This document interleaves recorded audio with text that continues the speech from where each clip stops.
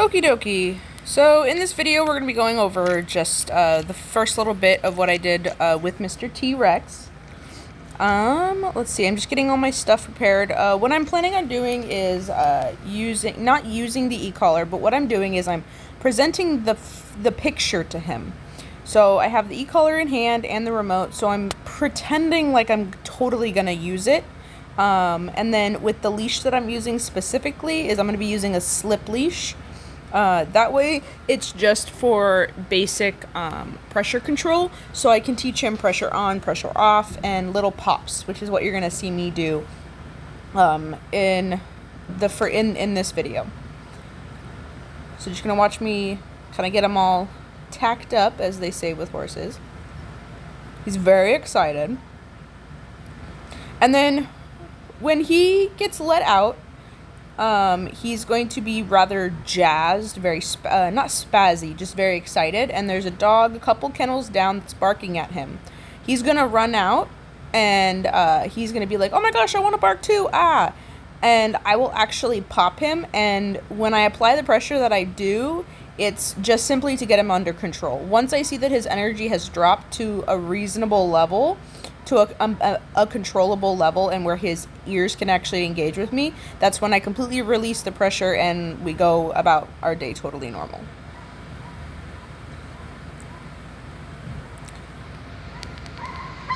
Right there. So I pop him. He's kind of getting spazzy a little bit, and once I pop him, he's under control. Boom, all done. And that's all I'm looking for. From him is just simple, just responding to the pressure.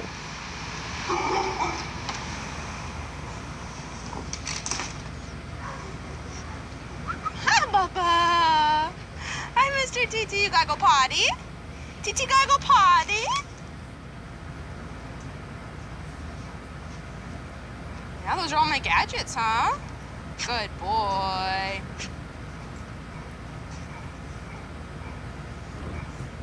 Nope.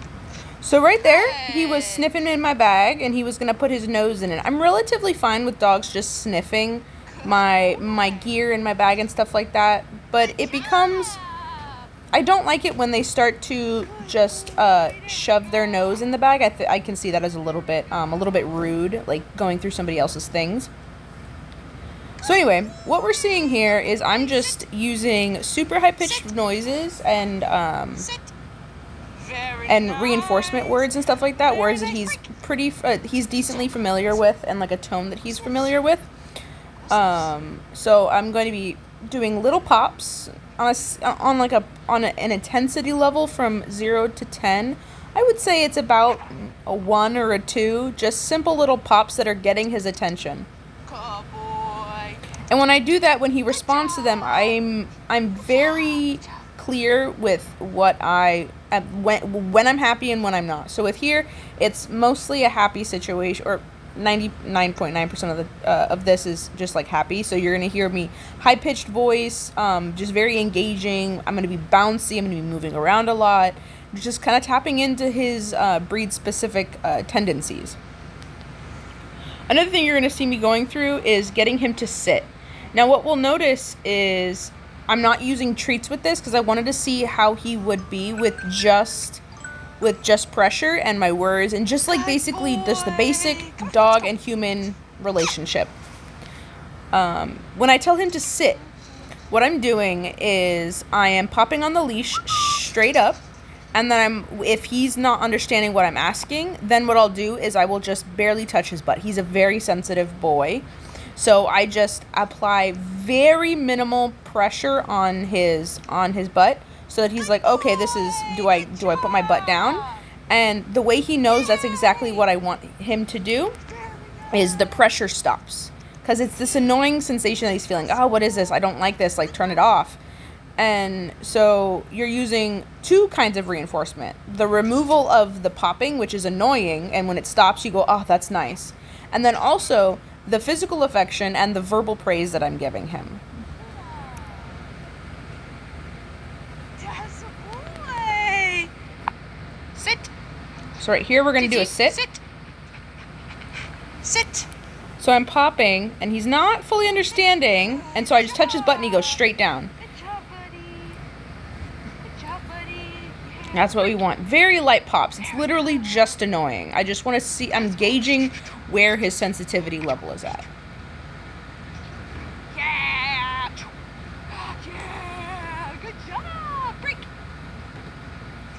Another thing you're going to notice is the words I'm using may be different than the words that you use at home, but there's no reason that I do it, but what I'm paying attention to whenever I'm using those words is the consistency. I want him to understand that when Danny uses these words, this is what it means, so that at some point, like at this point, he's consistent, because we haven't solidified our relationship and solidified the commands we're going to use. So I'm just making sure that I am consistent with the words that I use. Sit. Very nice. And then here I'm going to make a little slip up. I'm going to wait a little bit too long, and when I was rewatching this video, I noticed that I had just allowed him to get up. Typically, I would not be okay with that. I do not want a dog to release from a stationary position until I tell them break. But he was just chilling. He was looking really good.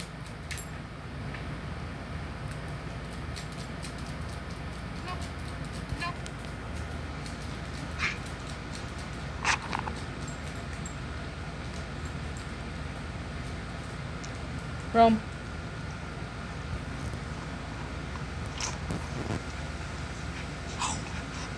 You good dog?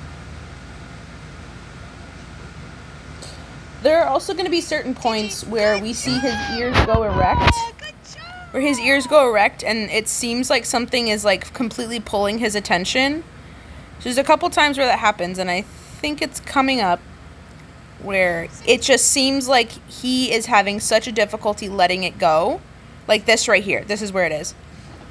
So he gets stuck staring at something. And since he is an anxious boy, I want to allow him, and this is a new environment for him. What I'm allowing him to do is just soak in the environment. Just take it in while still engaging with me.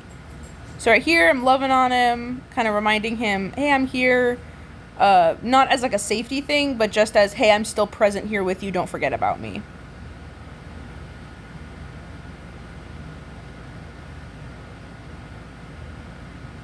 Right there, actually, I don't know if you noticed, but right there, actually, he stepped away from me. So I was loving on his butt right there, and he takes that side step. That is actually him telling me, hey, I'm done being touched. And what I'm doing is I'm building that respect relationship where I tell him when I want him to stop, and he is totally allowed to tell me when to stop, when he's uncomfortable, within reason, of course. They're 2-year-olds forever. Like a human 2-year-old, just in a dog body. So, just doing more pops, more reinforcement. Very nice. Beautiful. And he's getting better at that sit right there.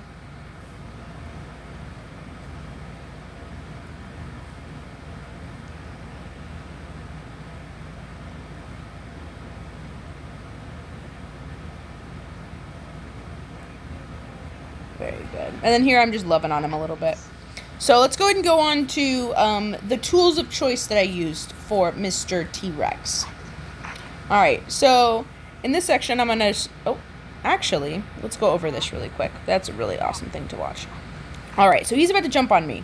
Okay, what I'm going to use is something that I've just been working on with him.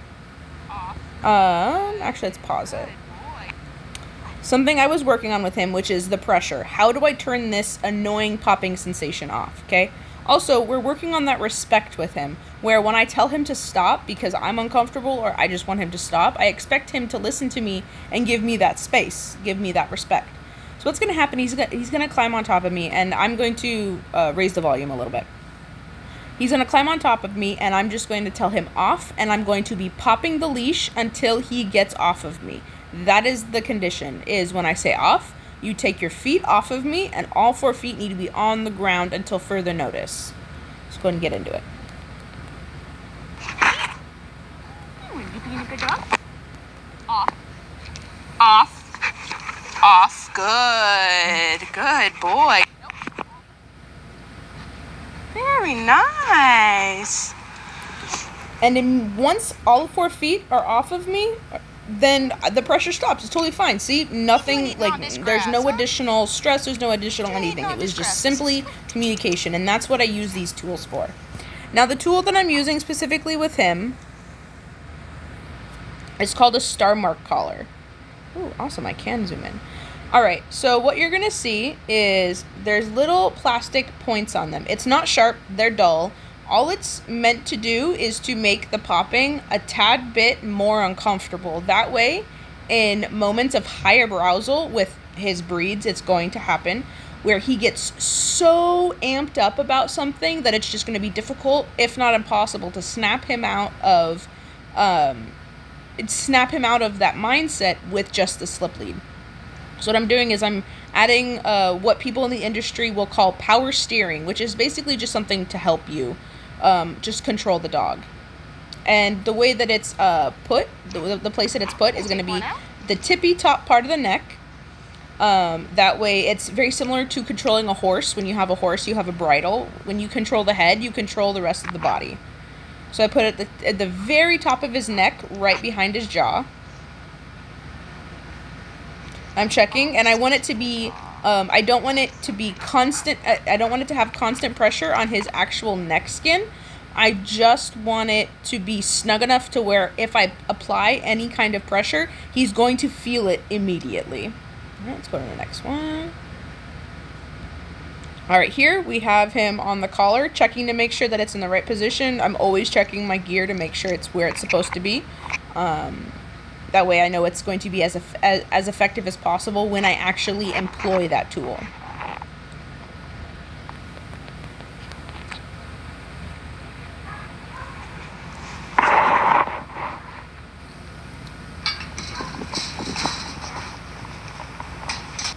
So here I'm going to be utilizing the pops again. Anytime he gets out of not out of position, anytime that I need him to respond to my pressure and pay attention to me, I will give him those pops. And these ones are level 2, just like the slip lead ones are.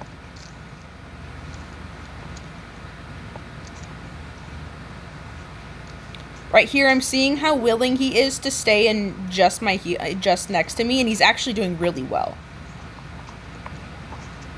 So right here, what I was doing, so what you'll notice is he was starting to check out. He was not paying attention. I was repeating the pops. And so what I did was I went, okay, bud, if you want to go, then you can go ahead and walk forward. But what I'm going to do is I'm going to walk the opposite direction. If you're paying attention to me, you will not hit the end of this leash and make it uncomfortable for you. And it'll happen once. He'll hit the end of the leash and go, oh my gosh, what was that? And then I'll do it one more time, and you'll see that he makes that decision to pay attention to where I'm going.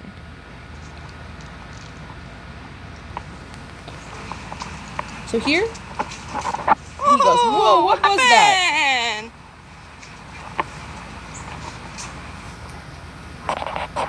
I'm about to do it again. Boom. Yeah, good job, bud. And that's all I'm looking for, is just that engagement, him paying attention to me. I am important in this leash situation. Good job. Whoa.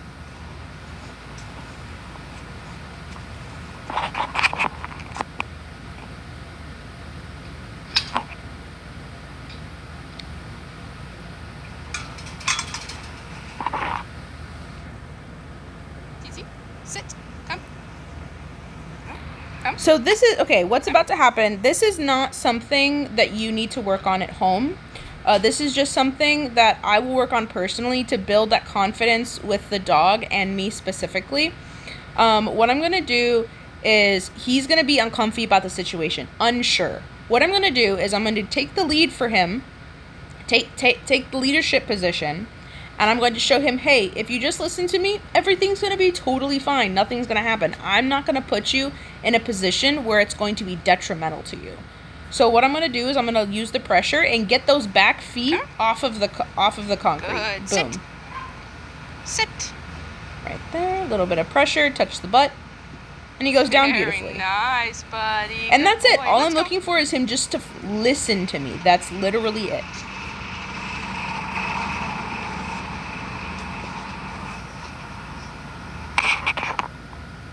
Here we're going into a new environment, so I'm going to be less strict with my expectations with him because I understand that he is just absorbing this information.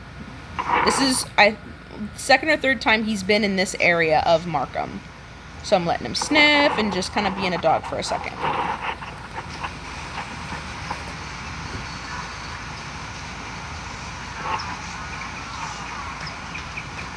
Good man.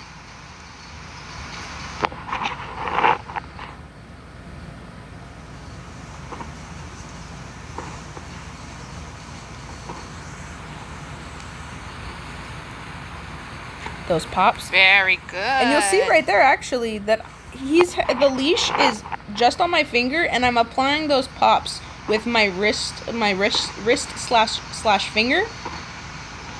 That's how much pressure. That's all the pressure you need with this guy. And he goes, very oh, yeah, good. Tap tap tap. Good. Very nice. Good job, bud. All right, so the next stressful situation we're going to go into is the kitchen. There's going to be a lot of noises, a lot of smells, and there's going to be a barking dog. No? Are you training him?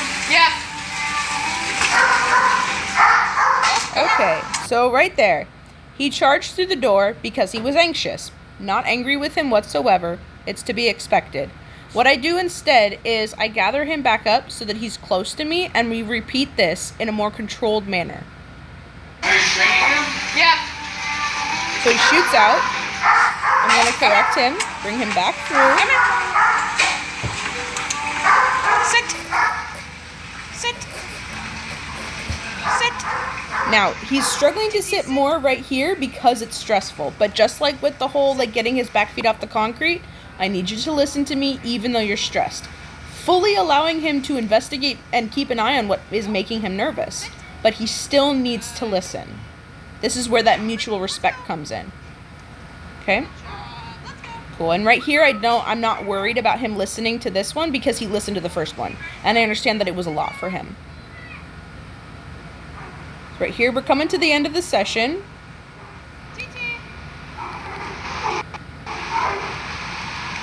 And now he just is released, no pressure. He's just gonna go be a dog.